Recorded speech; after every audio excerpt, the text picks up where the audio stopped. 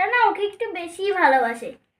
এই দুধু দিদিভাই কিছু বানা না রে প্লিজ, আমি যদি বানাতে পারতাম তোকে আর বলতাম না, প্লিজ বানা না রে।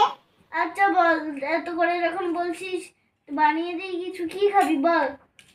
একটু মা রান্না করে একটা ডিম রেখে গেছে, ওই ডিম দিয়ে আমাদেরকে ডিমটা আমাকে ভালো করে অমলেট করে দিবি রে। হ্যাঁ, ও ডিমের অমলেট, তাহলে আমি তো ওটা করতেই পারবো। ঠিক আছে চল, আজকে সবাই মিলে আমরা ডিমের অমলেট খাবো। আজকে বড় রাউনি, ভালোই হবে।